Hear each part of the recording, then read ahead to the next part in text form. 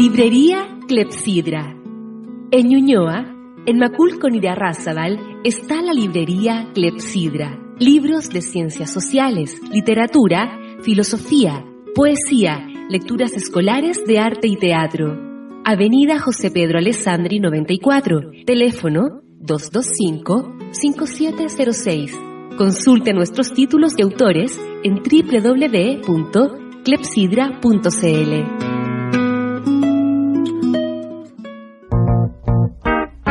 A partir de este momento, Radio Universidad de Chile da la bienvenida a La República de las Letras. Antonella Esteves, Patricio López y Alberto Mayol los invitan a ser parte de esta nación letrada y democrática, en donde la conversación en torno a libros fundamentales es la excusa para juntarse con amigos, soñar y reflexionar sobre lo que somos y lo que podemos ser. Bienvenidos a La República de las Letras.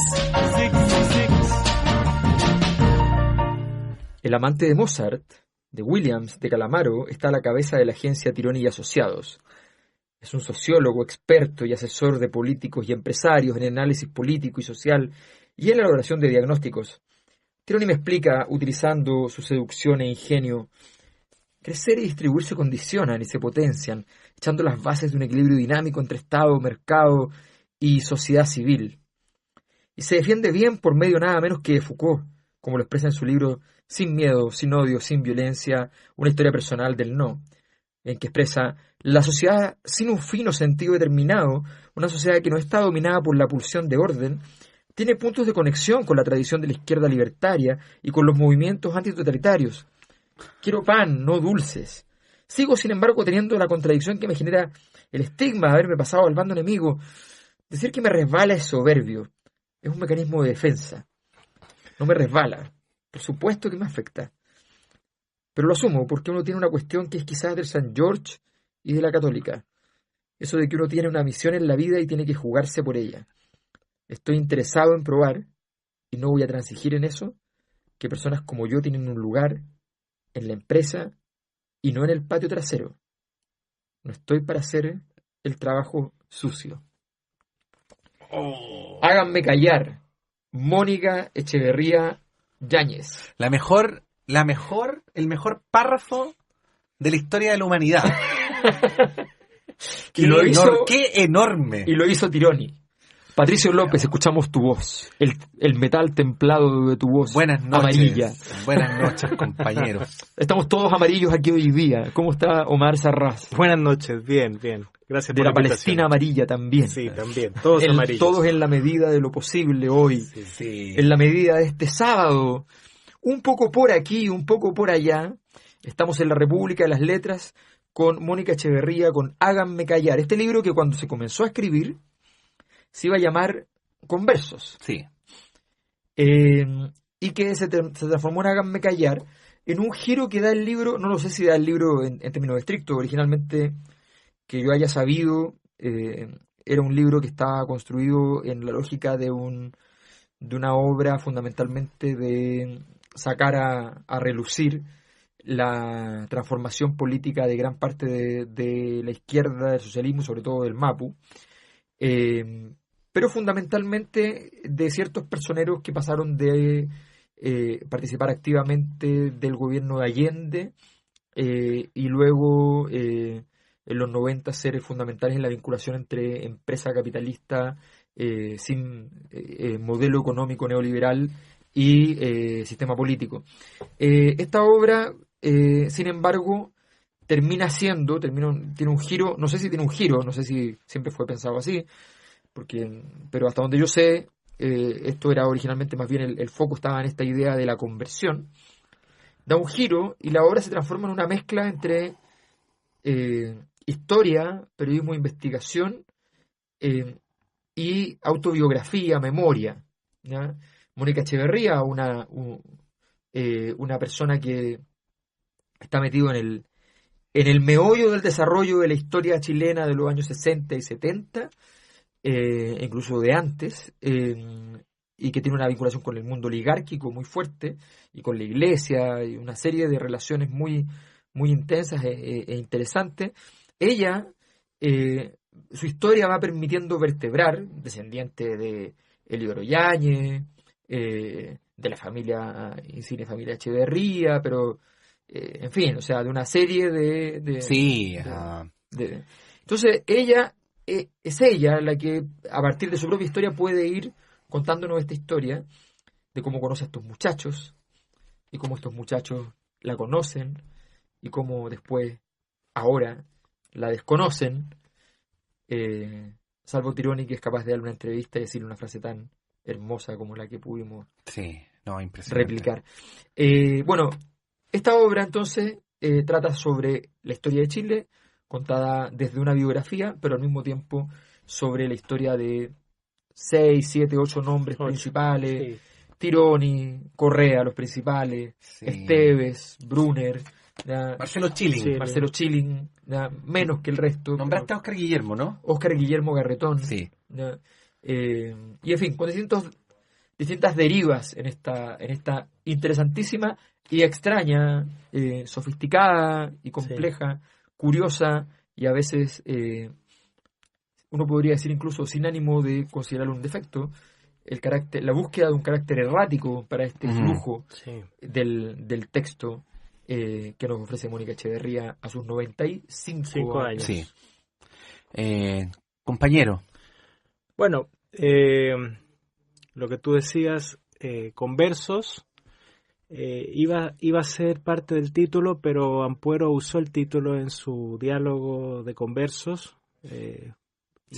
Y ahí ella decidió poner este otro que creo que fue nombre. Un error, ¿eh? Sí, debía haberlo puesto de nuevo. Pasaba nada. Claro, no pasaba nada, era mejor. Claro. Háganme callar, que era lo que, según nos cuenta, gritaba cuando niña en su casa. Ella, Mónica Echeverría, era una niña rebelde y desde muy pequeña tuvo este grito, háganme callar. Y lo pone aquí porque, claro, es en gran medida una autobiografía. Y este libro se ha promocionado mucho como un libro crítico del cambio de estos personajes que fueron importantes desde la reforma universitaria, el gobierno de Allende, a cómo son ahora. Pero en gran parte también es una autobiografía donde ella quiere mostrar cómo salió de su clase de origen, la clase poderosa, y cómo se identificó con los ideales de izquierda y de cambio social. Yo quiero decir que el libro dice algo que ha sido realmente, no es novedoso porque es el escándalo que hemos tenido desde la vuelta a la democracia, que es justamente esta tranza, esta conversión de la izquierda concertacionista hacia la derecha. O sea, es subrayar eso, el escándalo de cómo la izquierda se instituyó, se benefició y se fue hacia la derecha. En eso no es original, no es original. Luego está el asunto, yo no entendí por qué alguien podría haberse querellado contra este libro, por ejemplo Esteves, porque en realidad no hay ninguna parte donde se haga un ataque, digamos, yo no vi un ataque que meritara una reacción así. No. Entonces, bueno, es un libro interesante, pero yo creo que también es un libro que a veces no pega bien. Es como que hay muchas cosas como un collage. Es lo que me pasó a mí. La vida de ella, su autobiografía, luego mucha información sobre estos personajes, sobre Enrique Correa, sobre Brunner, poniendo a cada uno en diferentes categorías. Brunner como una persona que se dejó seducir por el poder, no tanto por la parte económica, sino por la parte del reconocimiento. Los otros más metidos en la plata. Él venía de una familia con más dinero. El único. Claro. Todos los demás, y Tironi era el más desfavorecido. Pobre. Y por eso parecería que el dinero pasa a ser más importante. Por esas carencias de infancia. Claro. El que termina más rico y Bruno el que termina más pobre. Y una cosa que me llamó la atención es que, a diferencia de lo que pudiera pasar ahora... Claro, pobre comparado con... Claro, a diferencia de lo que Tironi. pudiera pasar ahora, de los 8, 6 son provincianos. O sea, me llamó mucho la atención que en ese Chile... la provincia. Chile donde solo la élite se educaba en la educación gratuita. Exacto. En ese Chile, curiosamente 6 de estos personajes, por lo menos, el 80% son gente que no es de Santiago. Muchos de ellos trabajaron de guardaespaldas y después llegan a esto. Sí. Imagínate, claro. Bueno, yo he de establecer una... El sueño americanino. Sí, el sueño americanino. Yo he de establecer una discrepancia con el compañero Omar Sarraz, que no va a durar mucho tiempo, porque la historia de nuestra vida ha sido una historia en la cual Omar Sarraz siempre termina convenciendo. Sí. No, si lo bueno es que haya discusión. Digo yo, no sé. Que yo estoy en un estado de hechizo respecto a este libro. Ya. Sí, porque a diferencia de lo que tú piensas, creo que es un libro... Creo que es un libro poco pretencioso, porque tenía la intención de ser una autobiografía de una persona que además tiene 95 años, como Mónica Echeverría, lo cual además podría sugerir algún tipo de indulgencia, ¿no? Como de tener en consideración la edad de la autora al momento de ponderar el libro. Sí. Pues bien, este libro, como decía Alberto, es una autobiografía, es una reflexión política sobre el tiempo en que vivimos y el tiempo previo al golpe militar, y es al mismo tiempo una investigación sobre estos 7 u 8 personajes. Y es muy extraño, pero a mí me parece que sí cuaja bien. A mí me parece que sí cuaja bien. Y me parece además que, aunque no pareciera, sí tiene una suerte de marquito teórico, ¿no? Porque el lugar desde el cual ella se para analizar a estos individuos es el lugar de una conversa, y ahí hay un juego que es intelectualmente interesante, ¿no? Es decir, bueno, yo soy Mónica Echeverría Yáñez, nieta de Eliodoro Yáñez, y hago el viaje exactamente opuesto al que hicieron ellos, es decir, vengo de la aristocracia y me vuelco hacia las causas populares o a las causas de los desposeídos, y por haber hecho el viaje exactamente contrario, tengo una inquietud intelectual respecto a qué es lo que pasa, qué es lo que hace que un grupo de personas termine haciendo un viaje tan radical como el mío, pero en sentido contrario.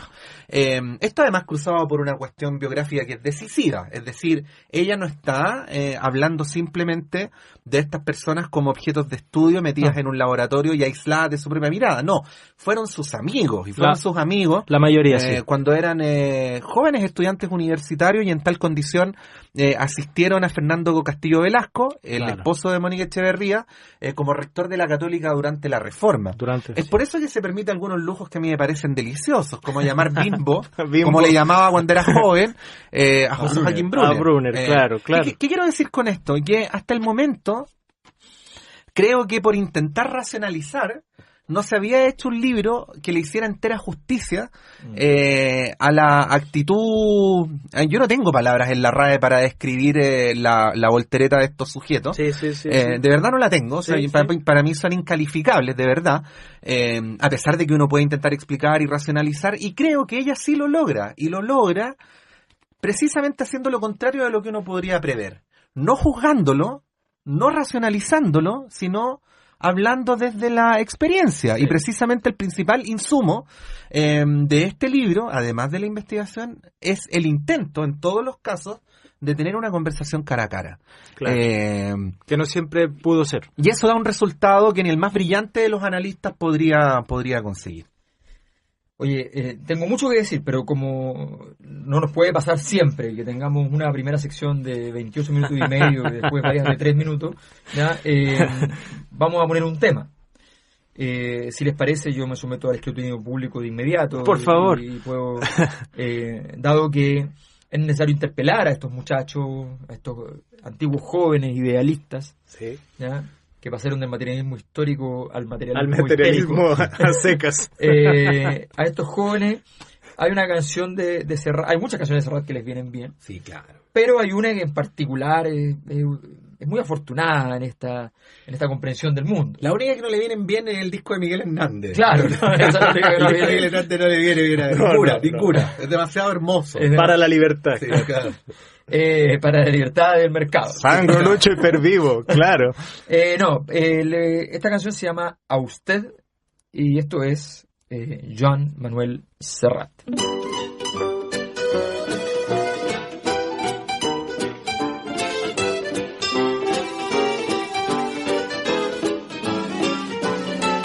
Usted que corre tras el éxito, ejecutivo de película, hombre agresivo y enérgico, con ambiciones políticas.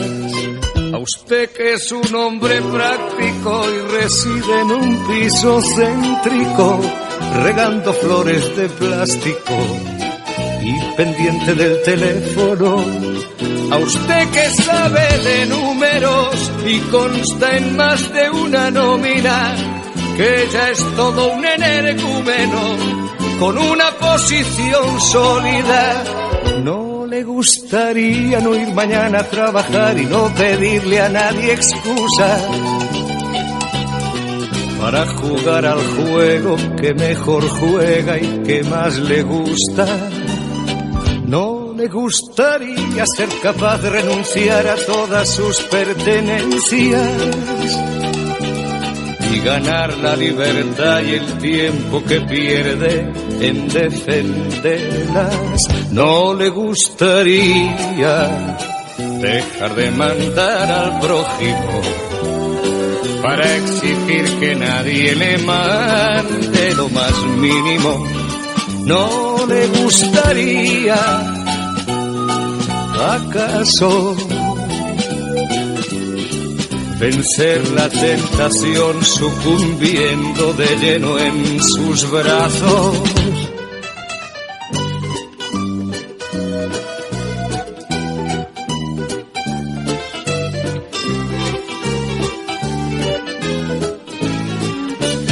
Antes que les den el pésame a sus deudos entre lágrimas por su irreparable pérdida y lo archiven bajo una lápida. ¿No le gustaría no ir mañana a trabajar y no pedirle a nadie excusas para jugar al juego que mejor juega y que más le gusta?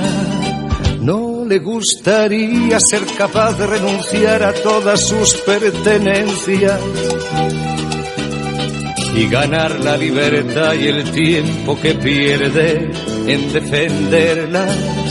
¿No le gustaría dejar de mandar al prójimo para exigir que nadie le mande lo más mínimo? ¿No le gustaría, acaso, vencer la tentación sucumbiendo de lleno en sus brazos?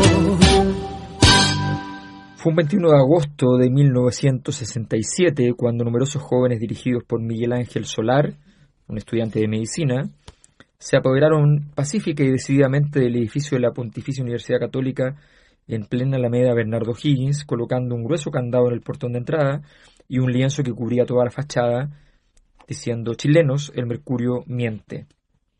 Este acontecimiento inesperado y sorpresivo causó gran revuelo, ya que la Universidad Católica era el símbolo de una educación conservadora impartida por esa poderosa institución, y la mayoría de la oligarquía chilena educaba en ese recinto a los futuros profesionales de su clase. Esta misma rebelión había ocurrido unas semanas antes en la Universidad Católica de Valparaíso, pero ahora se extendía a la de Santiago y con ese lema tan revolucionario colocado en plena Alameda. Se trataba de un escándalo político inesperado, pues la conciencia tradicionalista de los chilenos, a la que aludía el lienzo, había sido por años intocable, y ese periódico, el más importante que regía la política nacional, ahora era públicamente denunciado como mentiroso. Pasó un tiempo y inesperadamente llegó un grupo de sus estudiantes a nuestra casa pidiendo conversar con Fernando Castillo Velasco. Eran numerosos, unos 20, se acomodaron en el suelo de la sala, pues las sillas no eran suficientes. Uno de ellos, Miguel Ángel, le preguntó a Fernando: díganos, ¿cuáles son sus proyectos para la nueva universidad? ¿Y cuáles son los de ustedes?, respondió Fernando. Los estudiantes se explayaron por largo rato. Fernando escuchaba en silencio y respondió: lo he escuchado con mucha atención y me doy cuenta que han meditado a fondo respecto a la universidad y las ideas que desean para el futuro de ella. Me parece que eso debiéramos hacer, siempre que contemos con la ayuda de todos ustedes. Miguel Ángel tomó la palabra y dijo: hemos entrevistado a otros candidatos, exministros, teólogos de renombre, profesores de prestigio, políticos activos, y todos nos expusieron mediante largos monólogos sus planes para el futuro de nuestra universidad. En cambio, usted nos da la palabra y nos escucha. Creo, señor Castillo, que para nosotros representa el candidato ideal para llevar a cabo la reforma. Mónica Echeverría Yáñez, háganme callar. Patricio López, Omar Sarraz. Sí. Quedó una pelota boteando que la quería terminar de rematar, ¿ah? Yo también quiero rematar esa pelota, así que déjala después, devuélvela. Entonces, no tire al arco, no tire. es que yo creo que haga el gol y después le quite la pelota de nuevo al rival y me la pase. Creo que no es la... Creo que no es la misma pelota, porque voy a decir algo que está muy poco vinculado al tronco de lo que habíamos comentado antes. Ajá. Y es que me parece admirable la lucidez intelectual y la pluma de Mónica Echeverría. ¿Se acuerdan que el primer bloque yo decía, bueno, por la edad uno podía a lo mejor utilizarlo como un criterio de vara, ¿no? Sí, sí. Mónica Echeverría tiene una frescura, una lucidez intelectual que es inalcanzable para la gran mayoría de nosotros, siendo mucho más jóvenes, ¿no? Y yo creo que esa es una de las virtudes que tiene el libro, ¿no? Es una mezcla entre muy buena pluma, articulación, pero levedad a la hora de escribir, una manera de descalificar o de desarmar los argumentos de sus entrevistados con elegancia, como pocas personas lo pueden hacer, y teniendo la finura en muchos de los párrafos del libro de simplemente reproducir lo que ellos dicen, ¿no? Como por ejemplo, cuando Óscar Guillermo Garretón, recordemos en este momento yo debo recordar la portada del Mercurio del 12 de septiembre de 1973, ubicar y detener a las siguientes personas. Ajá. Y prácticamente el primero que aparecía junto a Carlos Altamirano era Óscar Guillermo Garretón. Cito, Garretón Dixit. ¿Garretoncito? Garretón Dixit. Sé que a muchos les extraña que tenga amigos de derecha, que incluso hayan participado en el gobierno de Pinochet. Lo que es a mí, me parece fantástico ser su amigo, y que posiblemente hubiesen descorchado una botella de champaña si me hubieran detenido y fusilado. Todos hemos cambiado, y eso es importante y positivo. Lo importante y lo bonito. Le faltó decir eso, y era bonito e importante. Óscar Guillermo Garretón. Mira, yo quería enfocarme un poco en la discusión por la estructura, la valía del... A mí me pasó que en la mitad del libro hay un momento en que siento que se podía desmoronar de un modo realmente horrible, ¿ya? El libro. Y después el libro agarra vuelo de nuevo. Y me pasaron dos cosas. Uno se engancha mucho con lo que dijo Patricio, que en realidad es sencillamente abundar en ese detalle y repetir. Yo siempre digo que uno es del tamaño de sus enemigos y sabe lo que saben sus amigos, así que voy a repetir lo que dice Pato. Pero lo voy a decir de otro modo, digamos. Básicamente creo que hay un derecho que tiene alguien como ella que no tenemos ningún otro, ¿ya?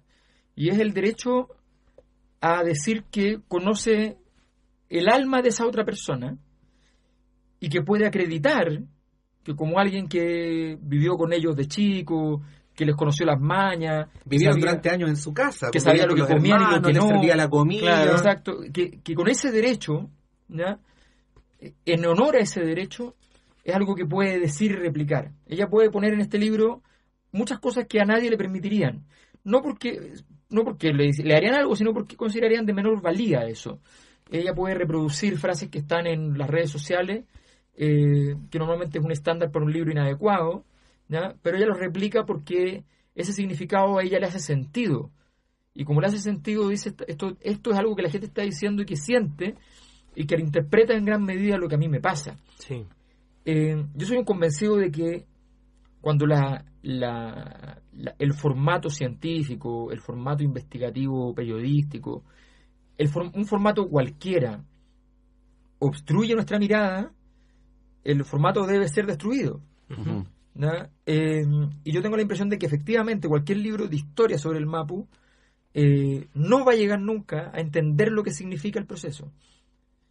Que ya hemos visto muchos libros de historia sobre el Mapu. Sí. Hay muchos que lo han trabajado muy delicadamente, y no digo que no tenga valor, solo digo que evidentemente la energía que pulsiona detrás de todo eso es una energía distinta. Y Mónica Echeverría puede desplegarla porque en su historia, y voy a decir una cosa casi cristiana, en su historia habita no solo una decepción, habita también su propia existencia, su dolor, su propia vida. O sea, claro, habita la pérdida de nietos, habita el dolor respecto a sus hijos, habita el exilio, el desmembramiento, ¿ya?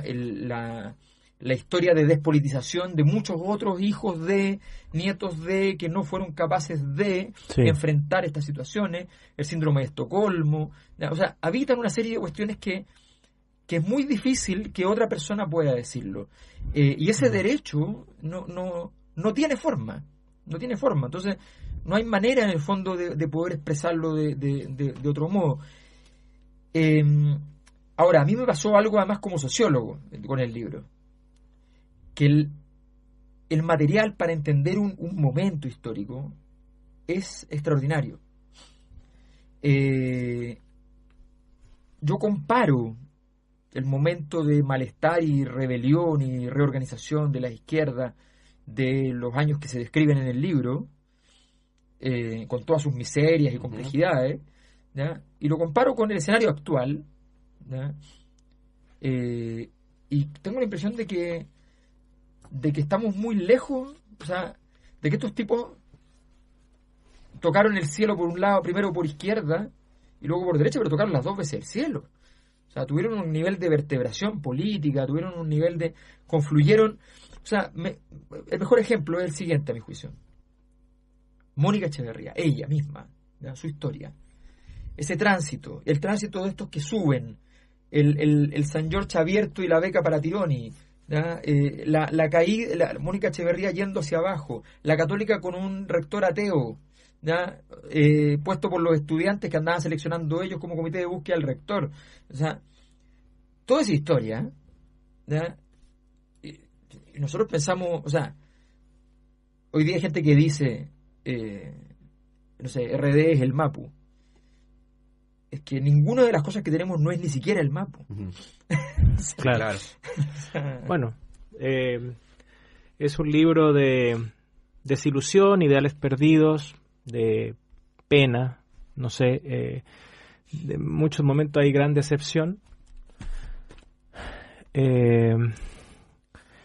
pero a mí, bueno, me resultó interesante sobre todo esa, la parte vivida, la parte de la experiencia de ella, o sea, cómo fue la infancia, cómo fue la reforma universitaria, cómo eran estos jóvenes cuando los conoció en ese primer momento, en su colaboración con Castillo Velasco y luego con Allende, y luego cómo son ahora. Me parece ese material interesante, y sí, pero yo creo que también hay una urgencia, que es este libro. Yo creo que también se publica y se nota un poco esto de que hay una premura, hay que sacar, justamente no quiere callar, por eso háganme callar, ¿no? Entonces puede ser que esto que yo digo, que a veces me parece que no pega y que se puede derrumbar, como le pareció también a Alberto a la mitad del libro, es por esta urgencia que tiene la autora, ¿no? O sea, sin duda. Oye, escuchemos un temita, justamente el que tenías tú pensado, yo creo que viene a cuento. Bueno, este es el grupo Presunto Implicados, que en este caso sería más bien Seguros Implicados, que se llama Ay, cómo hemos cambiado. Librería Clepsidra. En Ñuñoa, en Macul con Irarrázaval, está la librería Clepsidra. Libros de ciencias sociales, literatura, filosofía, poesía, lecturas escolares de arte y teatro. Avenida José Pedro Alessandri 94, teléfono 225-5706. Consulte nuestros títulos y autores en www.clepsidra.cl.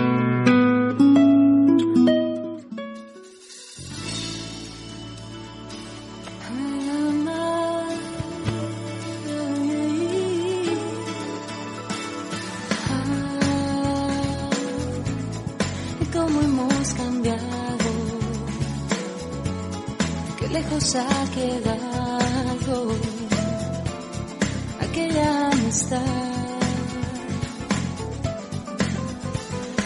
así como el viento abandona todo al paso, así con el tiempo todo es abandonado, cada beso que se da, alguien lo abandonará, y así con los años unidos a la distancia. Fue así como tú y yo perdimos la confianza, y cada paso que se dio, algo más nos alejó. Sí, lo mejor que conocimos separó nuestros destinos, que hoy nos vuelven a reunir. Y tal vez si tú y yo queremos, volveremos a sentir aquella vieja entrega de cómo hemos cambiado, que lejos ha quedado aquella amistad.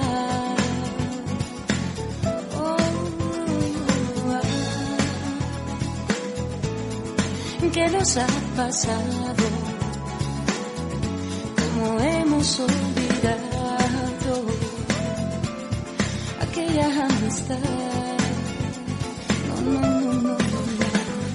Y así como siento ahora el hueco que has dejado, quizá llegada la hora vuelva a sentirte a mi lado.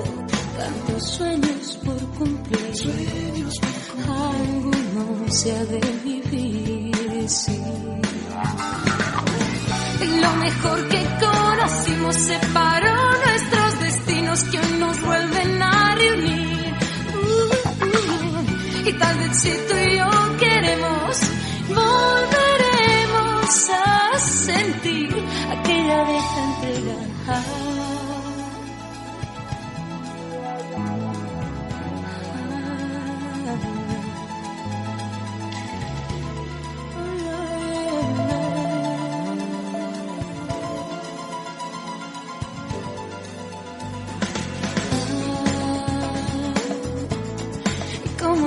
Cambiado, que lejos ha quedado aquella amistad.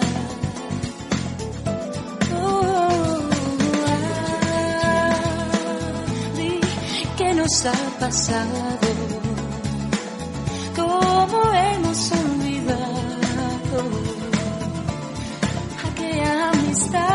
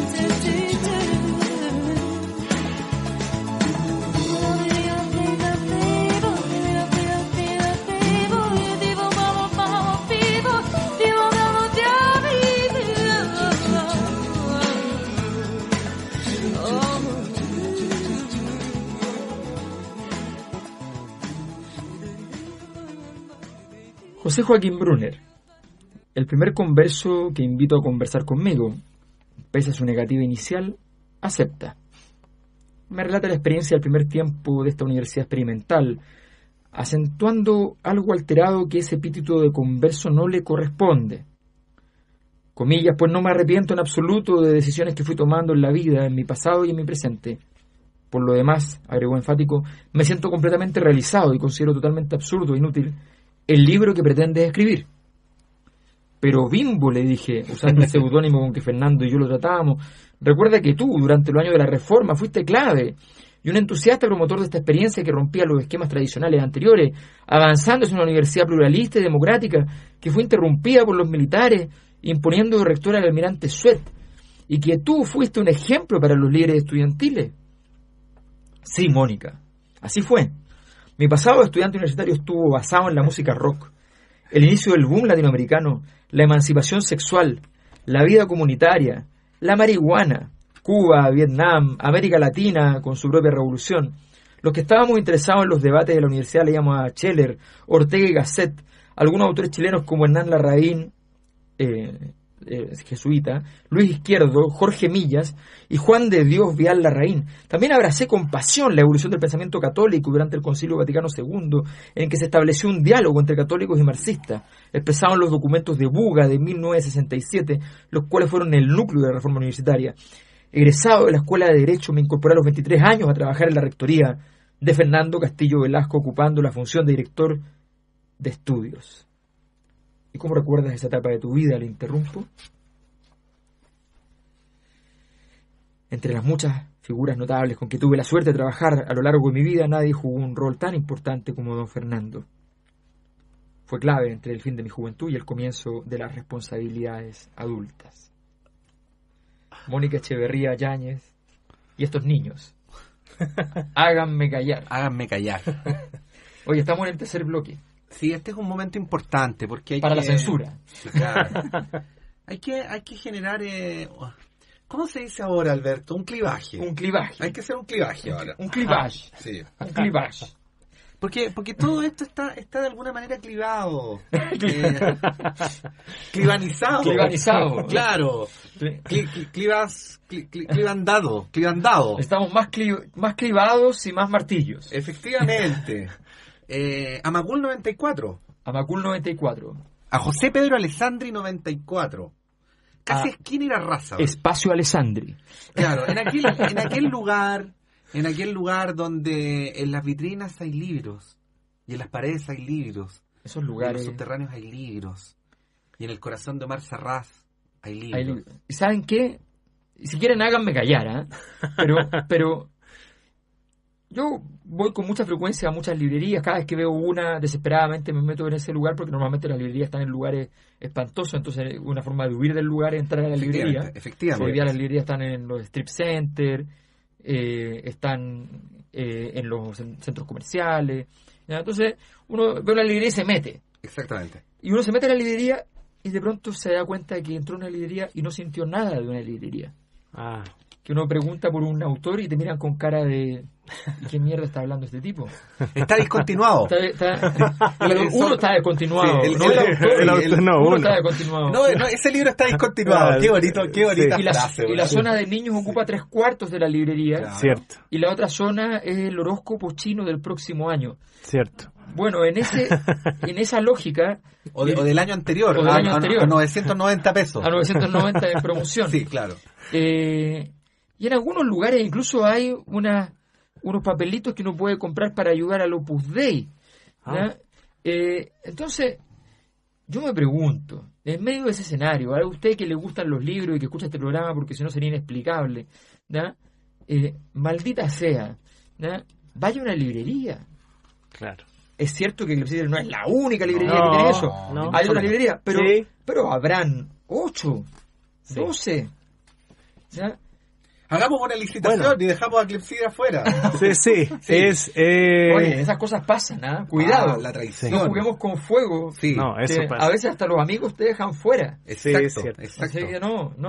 La librería es de barrio. Puede toda la gente de Ñuñoa o de Providencia o la Reina, claro, o Macul, todas las aledañas. La Florida, porque la gente toma muchas veces claro, ahí en la esquina. Estamos ahí mismo en José Pedro Alessandri, en la continuación de la Avenida de la Florida.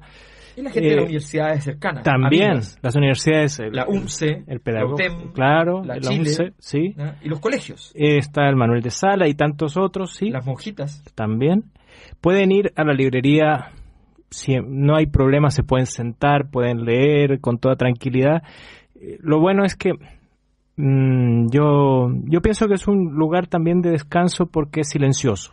Es Así como es. lo que tú decías, Alberto, que a veces hay tanto ruido y uno se mete a una librería y aquí no hay ni siquiera música. Es como escuchemos el silencio y nos podemos sentar y tomar cualquiera de los libros y hojearlo, leerlo con calma. Encuentran un lugar sin música en Chile. Dios mío, qué maravilla. Sí. Así que disfrútenlo, José Pedro Alessandri 94, www.libreriaclepsidra.cl, también en Facebook, Librería Clepsidra. Esos son los medios de comunicación. www.clepsidra.cl, a librería@clepsidra.cl. Bueno, el teléfono es el 2222-55706. Ahí podemos hacer búsquedas, podemos encontrar lo que necesiten Y aprovecho de darle un saludo al señor Carlos Díaz, despachador de la editorial Urano, que es un oyente de este programa. Bien, perfecto. Tenemos uno más. Uno más. 51.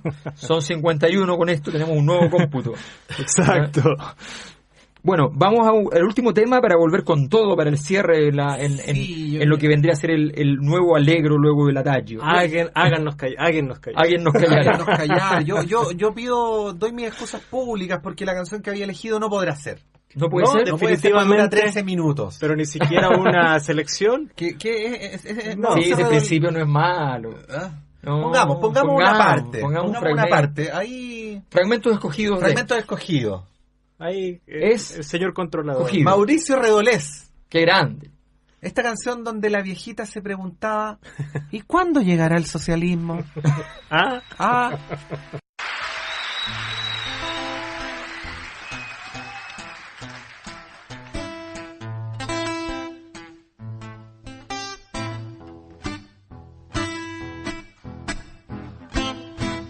Todo preso es un preso político, decía el expreso político, mientras, sin darse cuenta, torturaba psicológicamente a su exmujer.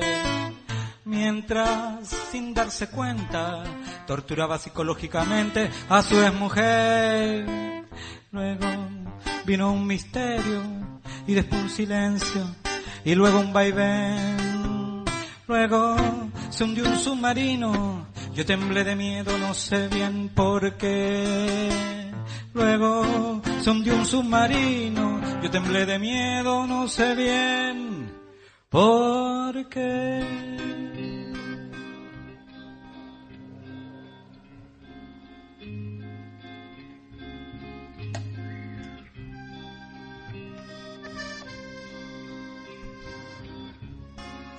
Había una viejecita que de sol a sol trabajaba y suspirando decía: ¿cuándo llegará el socialismo? Y esa viejecita, herida de frío debajo de un puente, pelaba pollitos con agua caliente. Y ella los pelaba con gran estoicismo y suspirando se lamentaba: ¿cuándo llegará el socialismo? Y la viejecita recordaba los tiempos de Allende y la unidad popular, canejo. Y cómo ciertos líderes le hablaban del socialismo y le decían: eres pobre, viejita, pero un día te llegará el socialismo, ¿viste? Y terminarán todos tus sufrimientos que son consecuencia directa de la apropiación de la plusvalía que produce la fuerza de trabajo que no te paga el burgués que aliado a la cacha de la espada, y etcétera, etcétera, etcétera, etcétera. Y la viejecita susurraba en las gélidas, frígidas noches: ¿cuándo llegará el socialismo? ¡Uija, che! Y los líderes le decían: ya le llegó a la Úrsula, ya le llegó a la China, ya le llegó a la Cuba. Es un proceso natural, le decían los líderes del socialismo. A ti alguna vez también te llegará el socialismo. Y salían los líderes con cascos de minero a desfilar militarmente por la calle Maquiver. Y tenían tuitito el paisanaje alborotado con coligües, lleno de bandera y gritos por el socialismo. ¡A la calle Maquiver, che! ¡A la calle Maquiver! Y desfilaban con coligües por la calle Maquiver. Como si la calle Maquiver fuera o hubiese sido el socialismo. Los gurí líderes no frenaban el Quijote y apiolados se juraban en la Habana Vieja. Amalaya y Junahuija.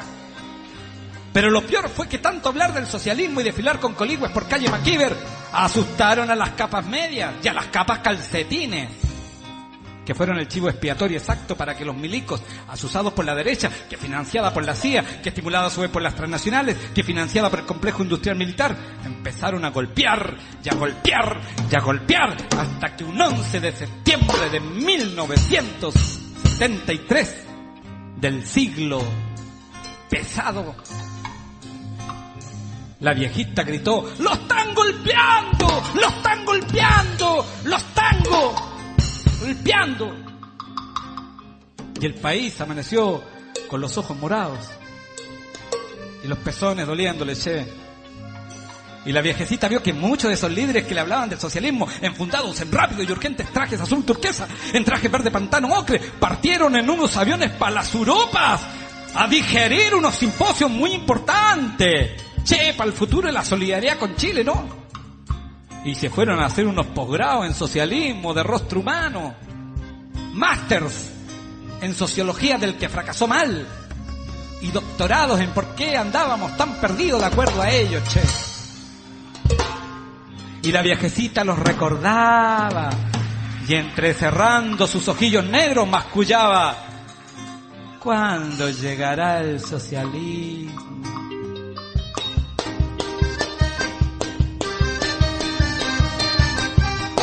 Y la viejecita hizo barricadas, expropiaciones, recuperaciones, puso bombas, hizo llamadas falsas, sapeó a los sapos, estuvo en la barricada del 83, repartió panfletos, tuvo un tatara sobrino nieto que fue preso político. La viejita le tiró una botella de vino al cura. Oye, puta que hueveó la vieja, oye. Y siempre suspirando y diciendo: ¿cuándo llegará el socialismo? Tito y Tito fue pa' peor y juna. No llegó el socialismo, llegó la alegría.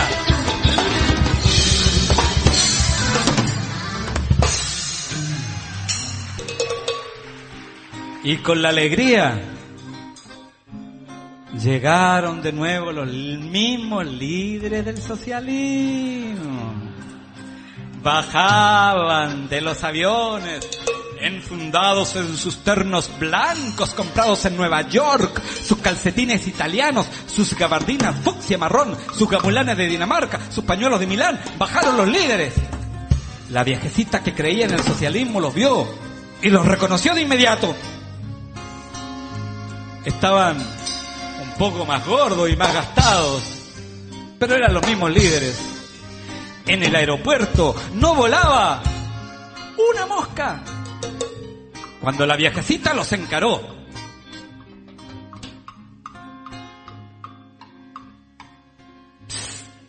Compañeros, ¿y cuándo llegará el socialismo? Vieja huevona, dijeron los líderes.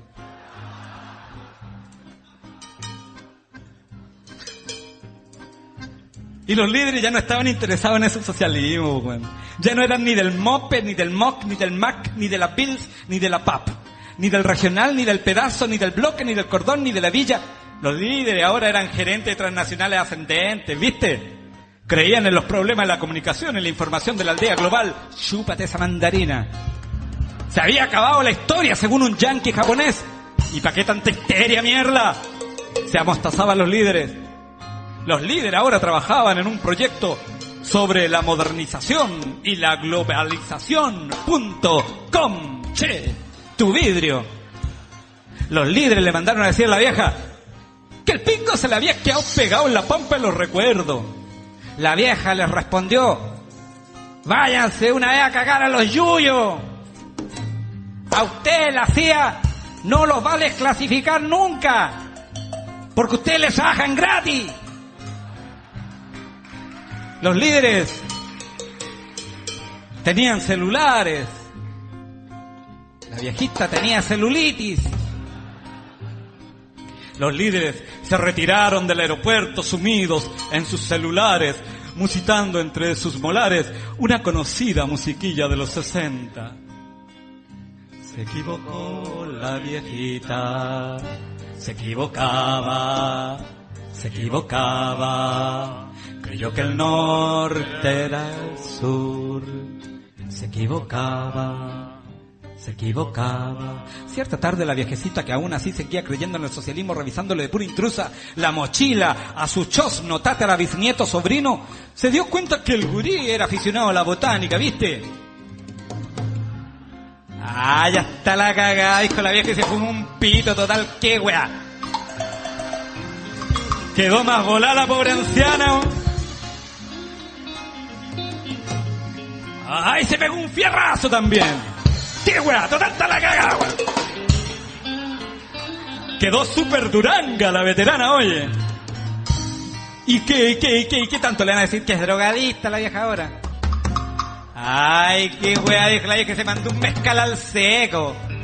Total, ya está la cagá. ¿Y qué le van a decir que es alcohólica a la anciana ahora?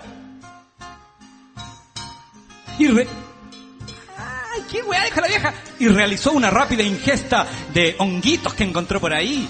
Peyotitos, San Pedrito, floripondio, chamico, hierba loca. Oye, la viejecita creyó tener una regresión hipnótica a vidas pasadas. Creía que Lagos era Allende y Zurita Neruda, oye. Creía que Lili Pérez era Gladys Marín, Moya era Vilarín, Menem era Onassis e Insulza, el tío Luca de los Locos Adam. Al término de su viaje astral, la viejecita, que a pesar de haberle visto las espaldas a los ex líderes que le hablaban del socialismo y ella misma haberse transformado en una alcohólica drogadista que aún así seguía creyendo en el socialismo, despertó a su viejito que dormía acurrucado al lado. Los líderes tenían computador con disco duro. El viejito tenía un computador con disco flácido. Y le dijo: viejito, parcero mío, tenía una visión. Debemos fundar un nuevo partido.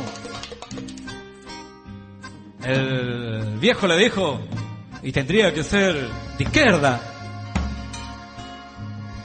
La vieja le complementó: y campesino. El viejo retrucó: y obrero. Eso dijo la vieja enderezándose las almohadas: partido de izquierda, campesino, obrero. Tírame la P, pásame la I, agrégame la C, enchúfame la O, ¿cómo dice? ¡Pico! ¡Más fuerte! ¡Pegó la aullido la veterana! ¡Pico! Gritó el viejo con tuitas sus fuerzas. No se oye con todo el alma mierda, bramó extática la anciana. ¡Pico! Barritó a punto de desvanecerse el viejo. Bueno, la propaganda ya estaría escrita en todas las paredes de Chile, por lo menos, dijo el viejo. ¿Ah? ¿Quién se preocupa de los derechos humanos? ¡El pico! ¿Quién defiende a las minorías? ¡El pico! ¡Pico para los obreros! ¡Pico para las dueñas de casa! ¡Pico para los gays!, agregó maliciosamente el viejo. ¡Arriba los pobres del mundo!, gritó el viejito. A los pobres mejor regalémoselo a la UDI, dijo la vieja. Total, los pobres ya cambiaron su conciencia por unos microondas. ¿Querés comunicarle al pueblo tus ideas?, le preguntó el viejo a la vieja. No se ha desubicado, a parcero mío, le dijo la viejita coquetonamente. ¿Pero qué malo he dicho?, inquirió el veterano.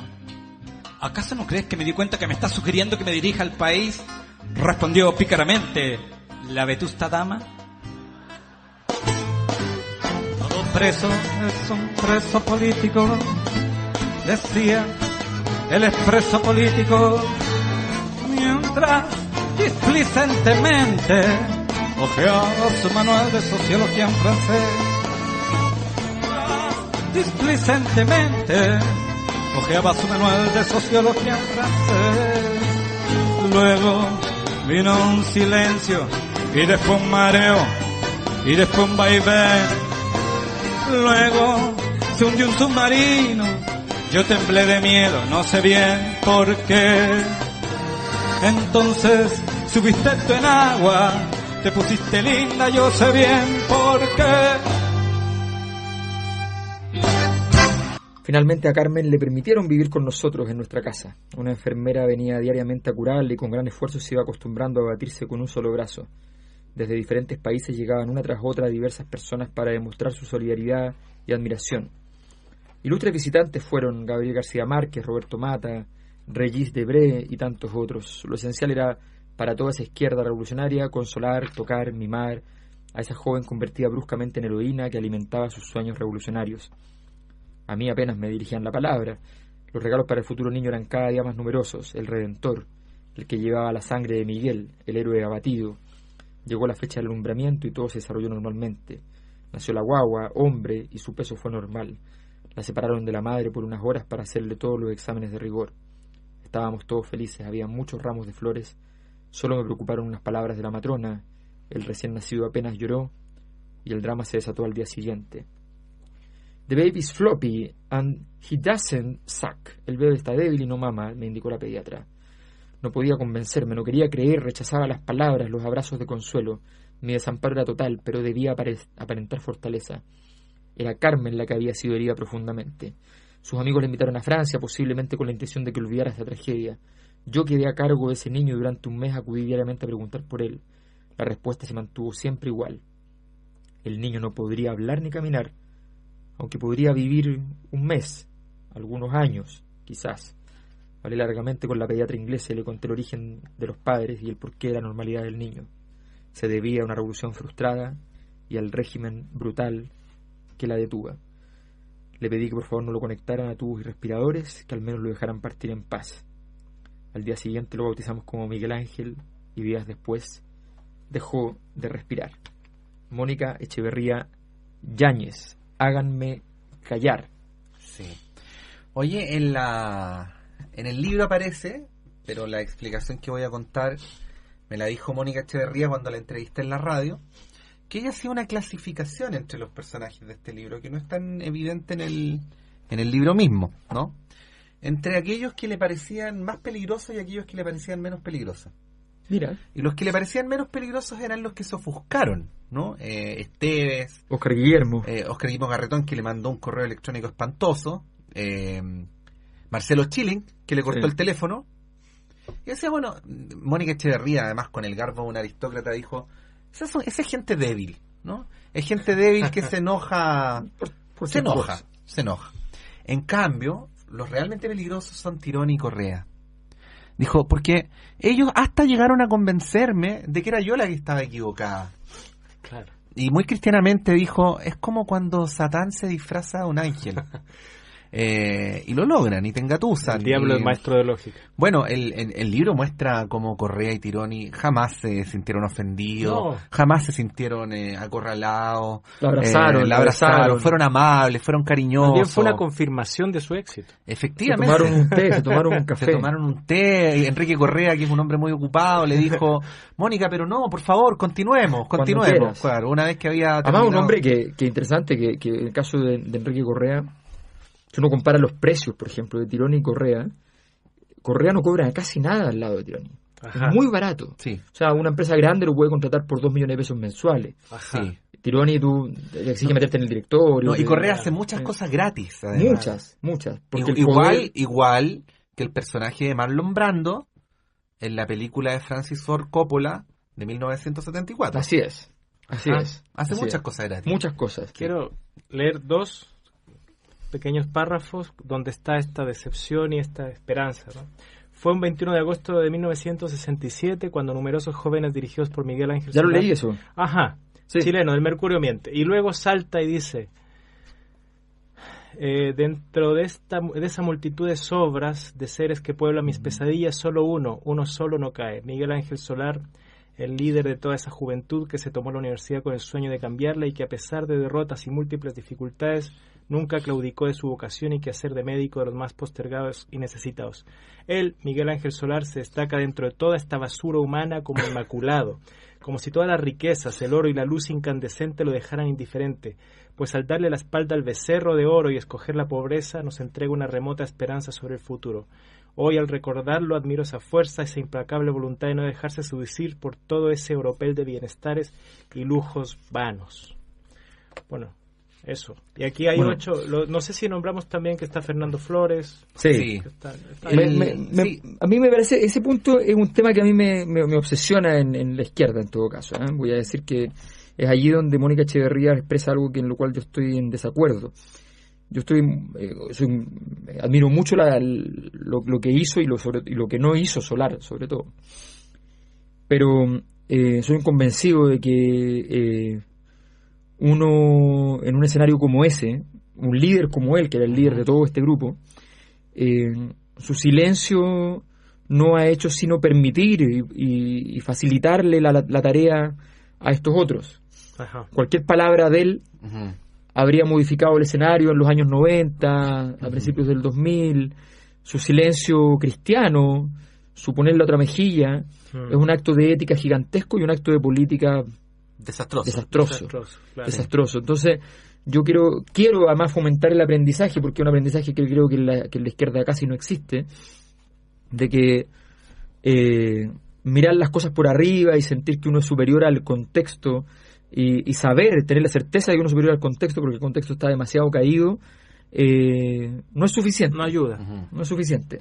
Que no ayuda, es una buena palabra, porque aquí cuando hablamos de caridad, no hablamos solo de, como Miguel Ángel Solar, que se fue a trabajar a Temuco, a hospitales pobres, y atienda a las personas que están más desposeídas, en la región más desposeída del país, la más conflictuada, en fin, ¿ya? No es solo eso, que es un acto ético superlativo, Sí. un acto micropolítico superlativo, sino que además, pero él no hizo de muro de contención, pudiendo serlo, Sí. que eso es lo importante, ¿ya? De todas estas otras, marcando el punto. Yo siempre digo, tal vez no es tan importante si te ganan o no, pero la política está hecha de que quede claro lo que se hizo. Ajá. ¿no? Y que quede clara cuál era la disputa. Exactamente. Fíjense, un aprendizaje que yo he hecho investigando y leyendo e interesándome, apasionándome por los temas del Vaticano, que me apasionan a pesar de que no tengo ninguna afiliación con el Vaticano ni con la religión católica. ¿El Vaticano es la casa de Batman? el Vaticano es la casa de Batman. Y resulta que en el mundo del Vaticano, como en el mundo de la DC en Chile, ningún acto importante debe dejar de ser comunicado semiológicamente. Ajá. Esta misma semana, cuando se nombró al nuevo ministro del Interior, no fueron a ver el partido a la Moneda, sino que él fue a ver a la ADC, dejando en claro que su nombramiento no lo hizo Bachelet, sino que lo hizo el partido. Ajá. ¿Ya? Esas señales son muy importantes, tanto para el que tiene poder como para al que tú le quieres quitar. Decirle, usted tiene que marcarse esta línea, tiene que usted cruzar esta frontera, no tiene que ser fácil decir que yo estaba acá y ahora estoy a este otro lado. Tiene que hacer el juego. Tiene que costarle, romper con un pasado y ofrecerse un futuro, ¿no? Pero no permitirle la facilidad de todo esto. Sí. Bueno, estamos llegando al final. Simplemente lo que a mí corresponde hacer mención a alguien que no aparece en el libro, pero que era parte de este grupo, que es Tomás Mulián. Tomás. Sí, pues. Que no aparece porque no le correspondería aparecer. No le correspondería aparecer, porque no corresponde a los conversos. Efectivamente. No. Así que lo menciono nomás porque es alguien que no se retiró. Así es. Que no se retiró. Y que tampoco ha hecho alarde de superioridad moral sobre nadie, sino que recorrió un camino, ¿no? Así, como quien decide recorrer un camino, punto. Sí. Bueno, una historia apasionante, una historia donde existió una universidad católica que está comprometida con la sociedad toda y no solo con la élite dominante.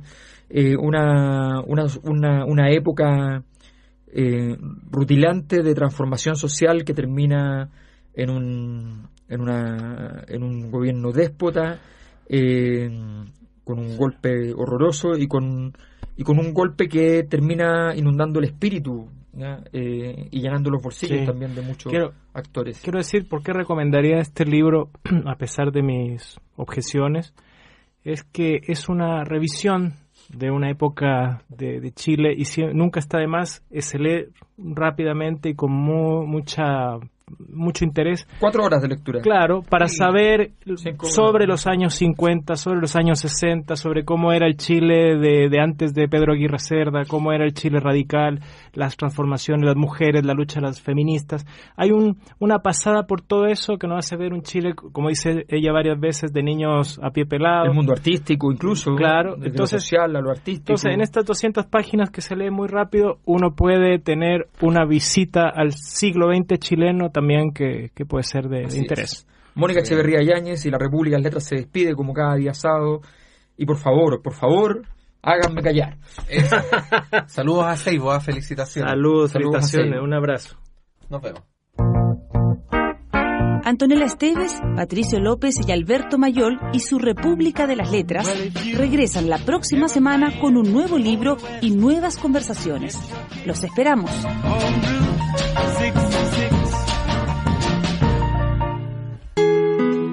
Librería Clepsidra.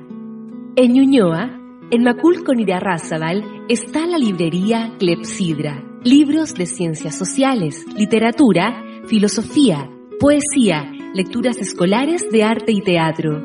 Avenida José Pedro Alessandri 94, teléfono 225-5706. Consulte nuestros títulos y autores en www.clepsidra.cl.